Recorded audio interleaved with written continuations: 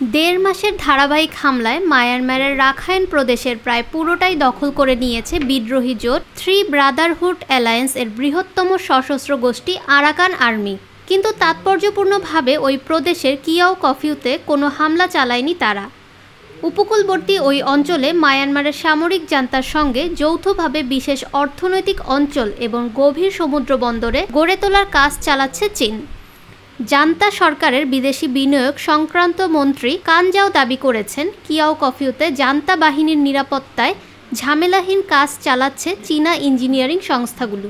মায়ানমারের গণতন্ত্রপন্থী নেত্রী অং সান সুচির সমর্থক স্বঘোষিত ন্যাশনাল ইউনিটি গভর্নমেন্ট নিয়ন্ত্রিত সংবাদ মাধ্যম দ্য ইরাওয়াদি জানিয়েছে, জানা সরকার পরিচালিত সংস্থা কিয়াও কফিউ এইচজেড কনসোর্টিয়াম এবং চীনা সংস্থা সিআইটিআইসি এর যৌথ উদ্যোগ নির্মীয়মান বিশেষ অর্থনৈতিক অঞ্চল এবং গভীর সমুদ্র বন্দরে কোনো হামলা চালানো হয়নি।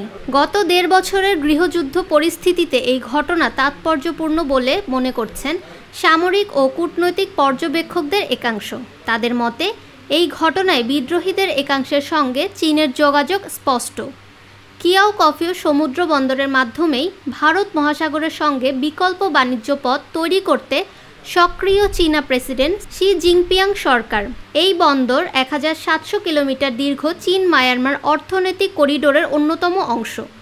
প্রসঙ্গত ২০২৩ সালের নভেম্বর থেকে মায়ানমারের ৩ বিদ্রোহী গোষ্ঠী Ta'ang national liberation army, Arakan army এবং মায়ানমার ন্যাশনাল ডেমোক্রেটিক অ্যালায়েন্স আর্মির নতুন জোট থ্রি ব্রাদারহুড অ্যালায়েন্স জান্তা সরকারের বিরুদ্ধে অভিযান শুরু করেছিল।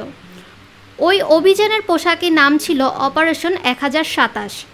ডিসেম্বরের দ্বিতীয় সপ্তাহে মংডু, বুথিডং, পালেতাওয়ার শহরসহ মায়ানমারের রাখাইন প্রদেশের প্রায় ৯০% এলাকা দখল করে নিয়েছিল বিদ্রোহী সশস্ত্র গোষ্ঠী আরাকান আর্মি। ফাহমিদা বিনতে আনোয়ার, নিরপেক্ষ নিউজ ডেস্ক, ঢাকা।